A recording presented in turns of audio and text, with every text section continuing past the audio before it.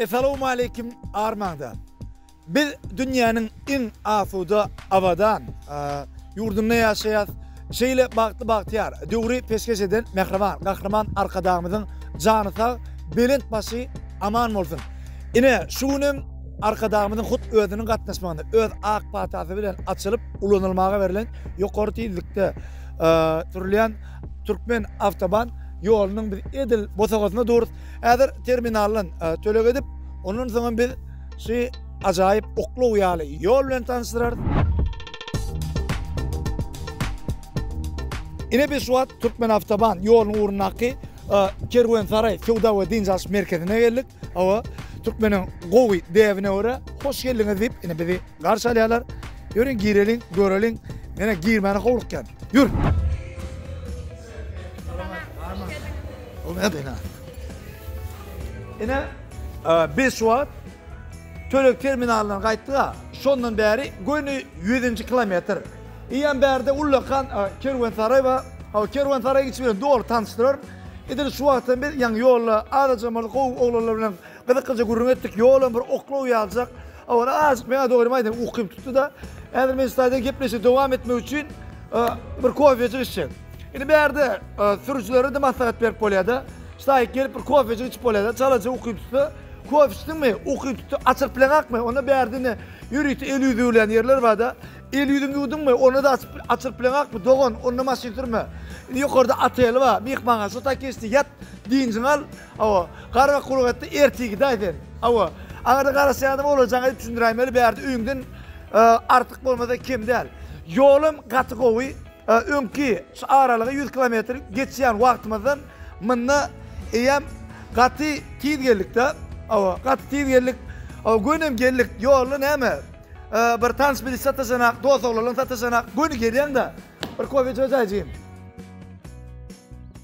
Gözümü de getirin. Şu an saat 20-22. İnni şu an şu yerde 16 görünüşlü nahar var diye. Ama hamirde pişirilen somsa fitçi yankı işlekli olarak aydevam duracak derler 16 durul nahar. Bu yem katı bu yerin hizmetinin yukarı dereceliği. Günlük gelende 40-50 durul olayanam olma mümkün.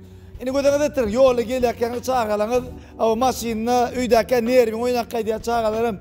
Sizden yan oynakay diye. Yola yankı ruçkan oynakay diye. Karar geliyen çağır. Şu aladalanız yok dedim. Getiriyeniz çağıralınız. Yine şu yer savulayan yine bir yerde. Maşin oynayacak dedi. Maşin ma. Yine bir yerde. Basket oynayacak dedi. Basket ma. Ana onurdu torturlayan. Umuman yolla yine çağıracaklarınızda da güymenmeye. Kovu yer dağıtın. Garba kurbağa diye çağır ne mi? Şeylece aşağıdanı var. Onu 5 minuta dolduruyorlar. Ondan sonra bir ıslayarak geri geçip dindirmek için oyuncu oynayorlar. Daha da diyorlar. Bu iyiyim. Kovu da. Şunu yapalım mı? Yine. Hoppa. Hop. Ferhat ayakta da korku değil mi? Ferhat. Ferhat. Ferhat.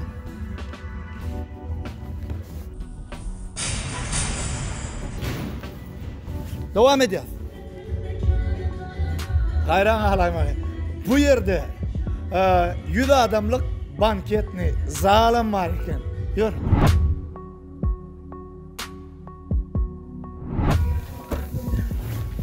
Ene? Suat ben Kervansaray'ın mehmanxanasının yine bir dinjalına otolarına hava. Ne diyeyim? Ana nayim, mena diyme söz tapamok. Son için operatör, rejissör özüne bir koca sağ tapın.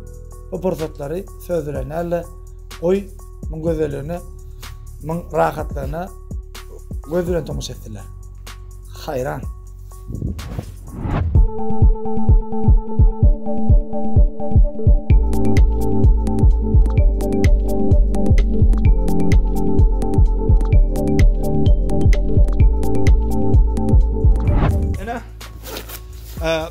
Biz şu an ikinci katındaki kafeye çıktık. Bir yerde letni zaten yüksek dediğinde dışarıda içip öyle zimni bir yerde içinde asyeni gerektiğini de mi neştaydı aynen açıp içinde otursan asenli oluyor da. Ama işte açık bolsun.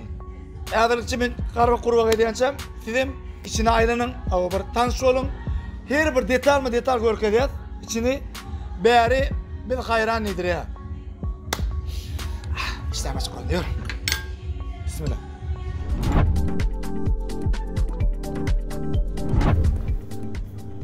Oy, marketim var da.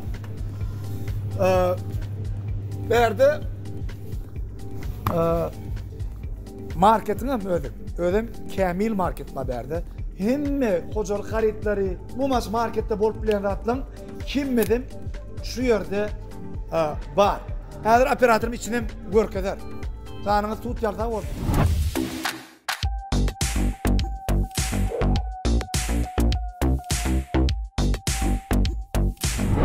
Yeni bir esası belirlemeli adam 24 saat açık himmetim hizmetinizde.